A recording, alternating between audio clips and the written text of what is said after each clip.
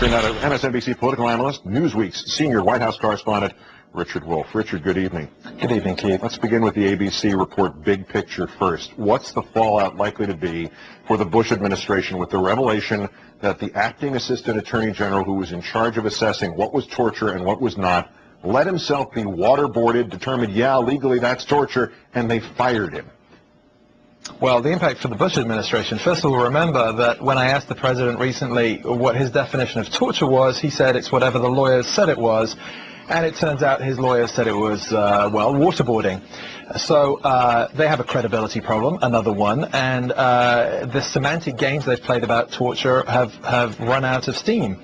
I think it also has an impact, frankly, on the presidential race. You have Rudy Giuliani going out there saying that waterboarding is fine. The only problem is the way the liberal media, he says, describes it. And clearly, it's not just the, quote, liberal media here. If Justice Department officials undergo this and say it's torture, then come on, guys, it's torture. Now, this isn't a member of the liberal. Mr. Levin was the acting assistant attorney general in charge of determining what was legal and what was torture and what was in between. Now, what is the practical response from the White House going to be to this? Is it to go out a la Giuliani, as you just suggested? Is their story on Monday going to be, or Sunday even, ABC, not patriots, terrorists, perhaps, for revealing that the White House shot its own messenger in this one? Well, amazingly enough, the White House isn't as crude as Rudy Giuliani. I think there are three things they do in this case, and three things they say. One, this is somehow out of date. It's been superseded by all sorts of legal commitments and reviews that the administration has said. But two, they can't talk about it because it's all super secret and confidential. And three, that America doesn't torture. And, you know, they close down the conversation that way. I imagine they are doing that right now.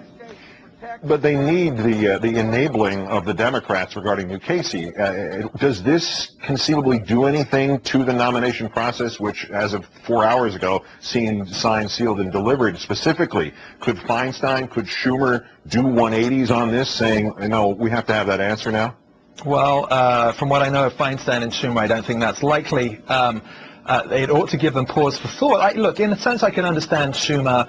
There's a whole New York patronage system that this is part of. Feinstein makes you sort of scratch your head here. And remember, this really hasn't boiled down to the issue of the definition of torture or waterboarding. It's come down to the question of legal jeopardy for CIA interrogators who used this method.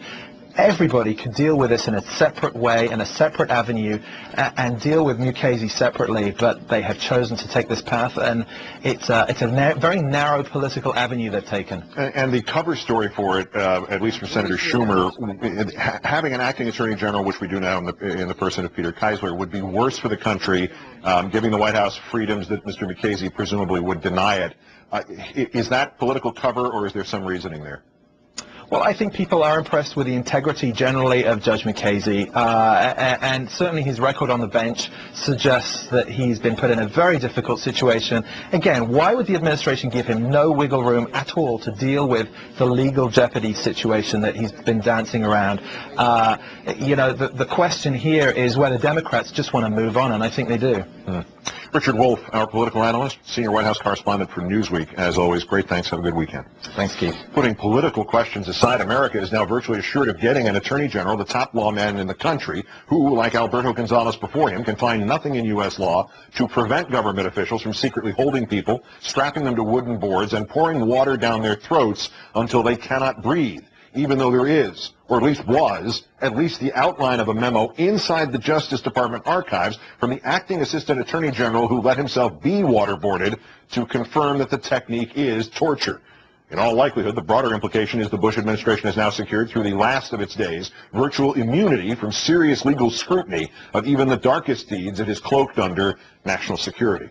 So let's now turn to Nixon White House counsel John Dean for the latest in our explorations of the themes in his new book, Broken Government. John, great thanks as always for your time tonight.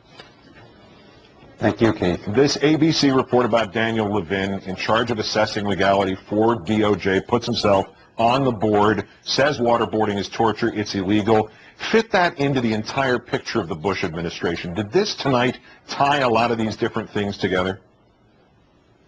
Well, it certainly did this. It proved to the Bush administration beyond any doubt that indeed this was a practice, was torture.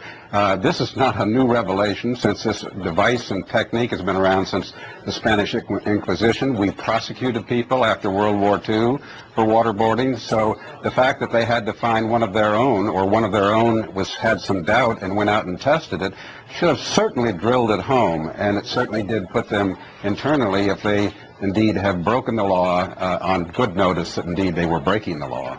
And what they did to him, what does that tell you about the nature? Does that help clarify the nature of this administration, that when he came back with this report, not even finished, and said, this is torture, this is illegal, they said, you're no longer the acting assistant attorney general?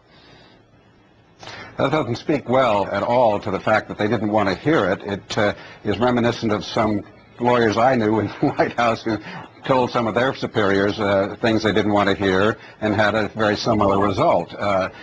When your superior doesn't want to hear this, there's a good reason. They're covering up something, and that appears to be exactly what's going on here, Keith, obviously. There was a second ABC report that suggested tonight that waterboarding had only been used on 3 detainees. And Khalid Sheikh Mohammed was one of the 2 others, and it hadn't been used at all since 2003. Is there an implication here, John, that even as they fired this man, they might have listened to Mr. Levin, that this is why they won't let Judge Mukasey or anybody else go near defining or confirming waterboarding, that the Levin test, his opinion itself, means legal jeopardy for people in the CIA, in the administration, in the White House?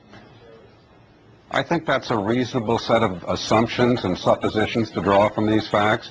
Having heard it from one of their own, who I'm sure was quite capable of speaking with some passion about the issue after he'd gone through this experience and could tell somebody firsthand what this was all about, pushes way beyond the legal theories and legal niceties to explain what they're doing to another human being. That may well have been a brace for many within the department who would give them second thoughts. This was a highly respected lawyer who was doing this, and he was indeed confirming the worst news. We have a theoretically opposition Congress poised now in the wake of this to knowingly confirm a man who leaves room for the possibility of legal waterboarding.